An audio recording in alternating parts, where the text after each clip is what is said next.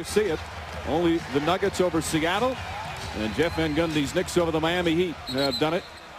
An 8 seed defeating a 1 seed. O'Neal easily wins that one, and the Pacers will start us off. Game 5. In fact, 3 of the 4 Eastern Conference series having a Game 5. And that's not a shock the way it's gone this year. Kittles for 3. McCullough keeps it alive right to Tinsley, and Miller releases. And Reggie Miller with a slam. He looks over at Derek Stafford. He felt there was contact just past the midway point. And you see the quick start for the Nets. It slowed down. Kidd. Pretty move from Jason Kidd. Brad Miller. And Brad Miller hits another. He's got 14. Jason Kidd, second straight game after being dominant the first 3, having a subpar game. Is it something the Pacers are doing differently? As he hits the jumper.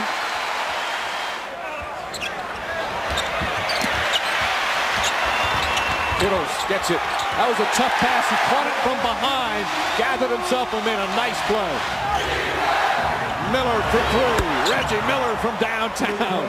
They're starting to switch pick and rolls, getting some mismatches in the post, but a bigger mismatch is a big play in Miller behind the three-point line. Oh, and a shot from Kidd.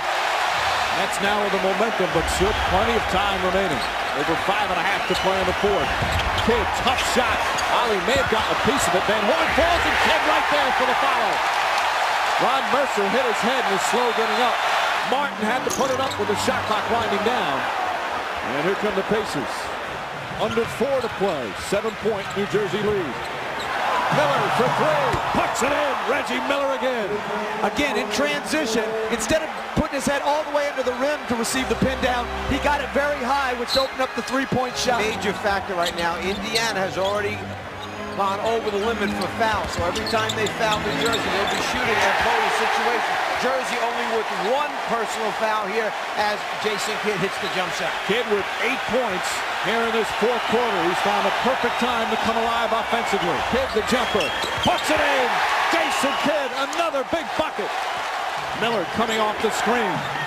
Van Horn switches. Miller tries to get the foul, and he does. Van Horn goes for the fake. And 3 free throws coming up for Reggie Miller, one of the premier free throw shooters in the history of the NBA. How about the pressure of these free throws for Reggie Miller? Oh, Miller missing the free throw, making a 1-point game. Again, the Pacers out of timeouts. They got to keep the ball out of Kidd's hands. Make someone else prove that they're a clutch performer. Kidd gets it right away, and Kevin Ollie fouls him right away. 2 clutch free throws from Jason Kidd.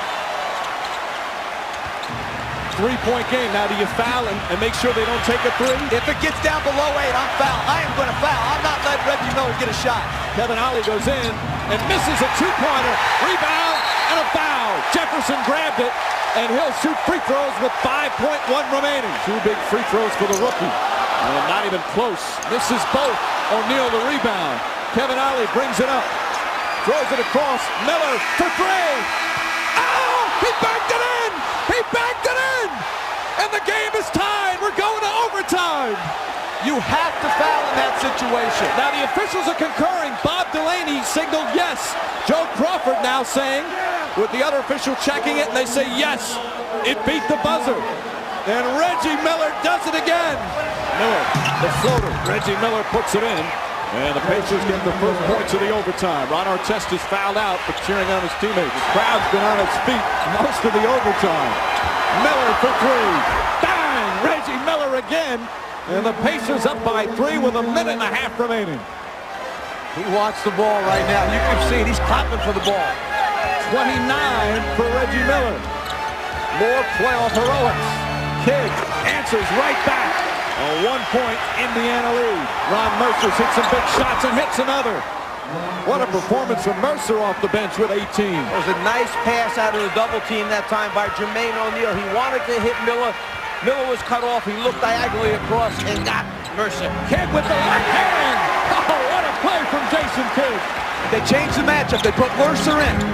Martin with the slam on the Kidd penetration. Nets back by 1 with 26.2 remaining. They go back to O'Neal. Martin right up on him. O'Neal spinning, stolen by Kenyon Martin. And then the foul on Jermaine O'Neal. Martin hits the second. And Isaiah Thomas will use his final timeout right now And they'll advance the ball. You know that Reggie Miller is the primary three-point threat. Austin Crozier can hit a three, and Ron Mercer capable of hitting a three. But just the fact that they're a threat may open up that two-point shot for them. They just got to tie and get to the next overtime period. If the three is open, pull the trigger and shoot it and run off the floor when it goes in. And they can't go for Miller's pump fake, which will get them on the line. They've got to stay down if they switch out. No fouls to give. Miller gets past Kittles. Miller inside with the slam. Reggie Miller ties it with 3.1 remaining. The Nets have a 20 left, and Byron Scott will use it now.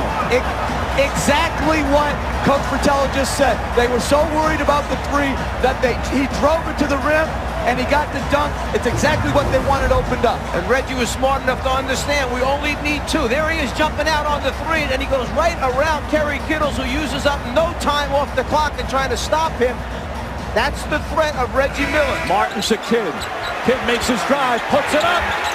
No good. Double overtime. Jason Kidd deflected by Miller. Ollie tried to go for the steal. Kidd knocks it down. That's the same shot that could have won it for him at the end of the overtime. Instead, it gives him a 5-point lead in the second overtime. Kidd looking to make his move. Shot clock winding down. Kidd has to put it up. Oh, he puts it in. Ollie right in his face. And the Nets back up by 5. They needed double overtime to do it. But the number 1 seed advances to the second round. Some nice displays of sportsmanship as this hard-fought series comes to an end. Jason, I know you're exhausted. The hopes of an entire franchise rested on your shoulders in a double overtime elimination game. I don't know, just what went through your mind time and again as this one seemed like it might slip away? Well, Reggie's, you know, anytime Reggie is involved, he's always going to make the big shot. And I was like, man, I hope we're not like the Knicks, because he always comes back to bite them. But, you know, it was a great game on both teams. Nobody gave up. We just fought, and we got lucky and won tonight. I know yesterday that you had talked to your teammates and challenged yourself as well to come out with a different kind of intensity than Game 4. How proud to see the Keith Van Horns, the Kenyans, and all of them rise to that occasion. They were the ones who carried us today. Kenyon and Keith came out huge tonight and showed the world that he can play at a high level. And we're going to need him throughout the series to help us advance. And, you know, we got a tough opponent coming in Charlotte. They're playing extremely well, so we got to get ready for them. I once asked you where the will to win comes from. You look like you were struggling physically. Are you all right, or is it just you were leaving it all out on the court? Well, chasing Reggie is no fun, and I can see why Kerry gets tired. But, you know, my body started to cramp up at the end. But it was do or die. I can rest, you know, rest of the summer. But I just didn't want my teammates and us to give up. You know, this was a great opportunity, and we got lucky, and we move on now.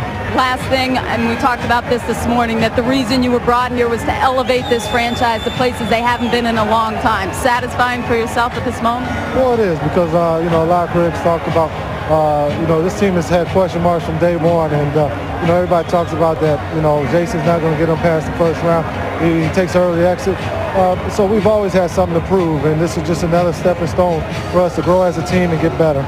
Jason, it was a great game to watch, particularly to watch you. TJ, take care of your dad for us. He has to get in bed. It's past his bedtime. Thanks, Jason.